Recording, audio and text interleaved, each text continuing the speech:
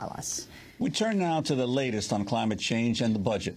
Last night, Congress approved cutting $1.6 billion from the budget of the Environmental Protection Agency, a 16% reduction. The budget deal also cuts funding for a planned climate desk within the National Oceanic and Atmospheric Administration and eliminates the position of Assistant to the President for Energy and Climate Change. Ever since winning control of the House, Republican lawmakers have taken a number of steps to curtail the Obama administration's efforts to deal with climate change. The attack on climate change science began in January, when House Republicans shuttered the Select Committee for Energy Independence and Global Warming. The House also passed a bill to prevent the EPA from regulating greenhouse gases, but the bill died in the Senate. Meanwhile, the Obama administration's climate policy is coming under criticism on an international level. Last week, Obama's lead envoy on climate change, Todd Stern, dismissed the need for a binding treaty to curb global warming. In an interview with Bloomberg, Stern said, quote, "I don't think it's necessary there be internationally binding emission caps as long as you've got national laws and regulations. What I am saying is it's not doable," he said. Well, to talk more about these issues, we're joined here in New York by Mark Hertsgaard, author of the new book, Hot, Living Through the Next 50 Years on Earth. Mark's an investigative reporter who's worked for more than 20 years on climate change, the environmental correspondent now for The Nation magazine. Welcome to Democracy Now! Congratulations on your book, Mark, and your daughter's 6th birthday. Though I think she accomplished that, not you. Yeah, she did. But you did write it for her.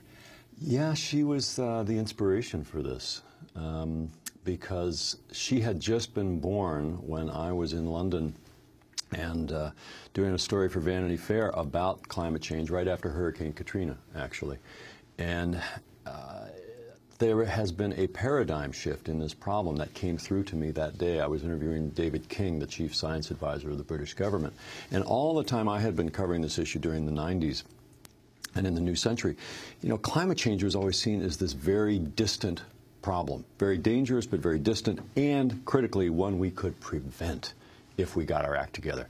And by 2005, David King, the scientist, was saying, no, sorry, we got that wrong. Climate change came 100 years sooner than we expected. And of course, the most fiendish aspect of that is that once you have triggered climate change, you cannot turn it off quickly. And that's just because of the laws of physics and chemistry, that the CO2 stays in the atmosphere forever. And so he said that even if we stopped all emissions tonight, which clearly, as you show from the Todd Stern quote, we are hardly doing, but even if we did that, the temperatures will not stop going up for another 30 years. So when I walked out of his office that day, I realized that this was going to hit my daughter's generation very hard. And that was where this book began, as to more of a father's quest to try and figure out how can my daughter live through this? What is it going to mean that the temperatures are going to go up for 50 years? What kind of extreme weather is that going to put into play? And above all, what do we do about it? And there are solutions, there are things we can do, but I do think that it is a terrible crime that has been committed against my daughter and the rest of Generation Hot, the 2 billion kids who have been born around the world since we were put on notice about this problem in June of 1988 by Jim Hansen, the NASA scientist, who went to the Senate and said, look, this is happening. If we don't do something about it, we're threatening the habitability of this planet. We did not do something about it for all the reasons that you guys have reported, the disinformation from the oil companies and so forth. And now my daughter and her generation are going to have to live with this. And I think that's a terrible crime. Well, all the extreme weather in the past years, there's a lot of debate as to whether we can reasonably link that to climate change, whether it's the heat wave in New York City, record heat in 2010, the floods in Pakistan, the weather problems in Europe in 2003. Your sense of that, the individual events versus the general trend? There's only debate about that in the United States of America. And I get this all the time now where people say, well, there's all this disagreement. There is not any disagreement unless you are watching Fox News and listening to the, House Republican Party. Look at the countries in Europe, for example. Conservative parties are running Britain, Germany, France. None of those conservative political parties have questioned the science behind climate change for 15 years. And they all, in terms of their policies, they want to do far more than Barack Obama does. So we need to understand that the scientific community is clear on this and has been clear on this for a long time, that all the things you mentioned, Juan, those extreme weather events, of course you can never 100% tie those to global warming, and no scientist would say that you could, but they are certainly part of this pattern. And speaking of that terrible heat wave that you all suffered here in New York last summer, 2010, was a record, right? Pretty uncomfortable, right? Well, when my daughter's my age, that is going to be a normal summer here. You're going to have that every other year. And the point is that we have got to figure out ways to prepare for that, as well as turn down the heat. But the challenge now on climate change has been transformed because of this paradigm shift in the problem, because it's no longer off in the distance. We've got to stop climate change, but we've also got to live through it. We're talking to Mark Hertsgaard. His book is called Hot, Living Through the Next 50 Years on Earth. So the tsunami and the earthquake happens in Japan, and the nuclear power plants are, to say the least, highly damaged in partial meltdown, if not more than that. So the whole question of nukes come up. Yes. Nuclear power plants. You wrote an article called Obama Loves Nukes. There are many, like George Monbiot, a well-known British columnist, who is saying nukes are the answer still, despite what's happening in Japan, despite what's threatened. Absolutely, and most scientists say the same thing. David King in Britain says that. Jim Hansen, the NASA scientist who I just mentioned, I was on a panel with him last night. He supports nukes as well. I'll just tell you a little story. The very first book I wrote was called Nuclear Incorporated. And the very first time I heard the phrase global warming was in 1981 from a nuclear power industry executive who told me at a time when all the environmental activists were saying, oh, nuclear's dead because of 3 Mile Island and no orders, and I was investigating the industry. And he said, oh, no, we're not dead. You just wait. Wait till the turn of the century, and people are going to realize how bad coal is for them and how bad it is for something called global warming. I said, what is global warming? This was 1981, and the nuclear industry was saying then that global warming was going to save their bacon. It is very ironic to me to see George Monbiot and other environmentalists now bringing that prophecy to bear, to fruit. The reality is, going nuclear will make climate change worse, not better. And that is not because of safety or proliferation. You know, if nuclear worked the way that it's supposed to in theory, that's why Jim Hansen is in favor of it.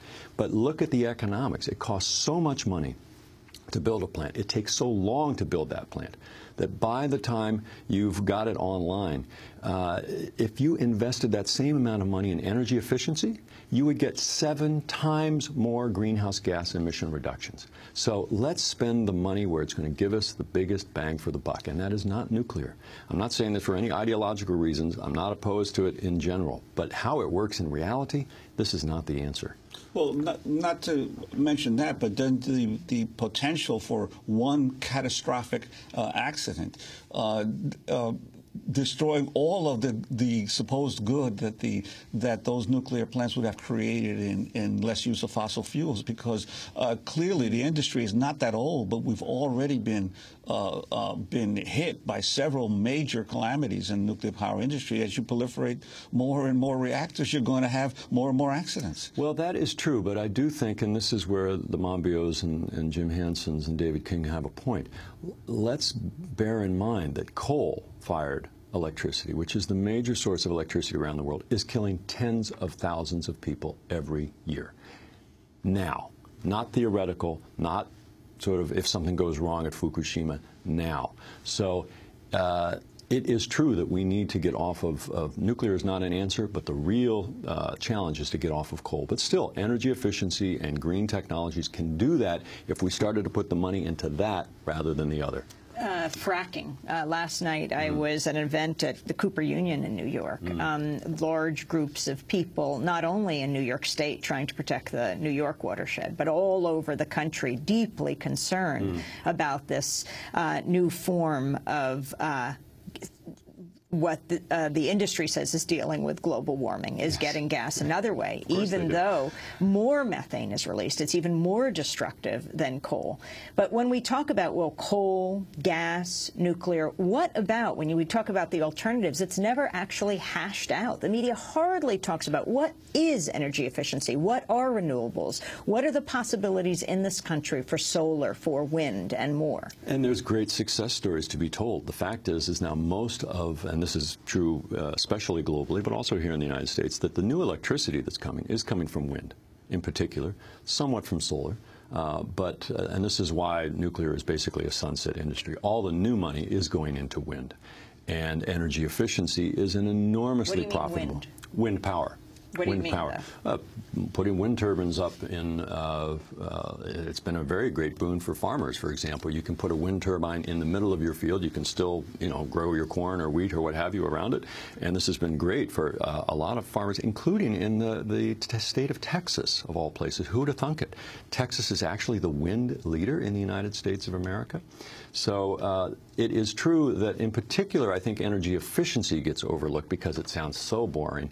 But it is where all the money is, and we know that because the corporations are making it. The public sector is still leaving that money on the table, but look at what BP did back when they were first trying to so-called green themselves. They spent $20 million in 1999 to increase the efficiency within their own corporation.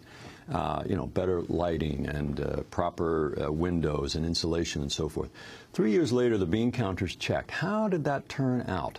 They saved $650 million in fuel costs. That's $630 million of profits on a $20 million investment. I mean, the mafia does not get that kind of return on investment. And the corporations know that. And if you read the business press, Amy, they know that.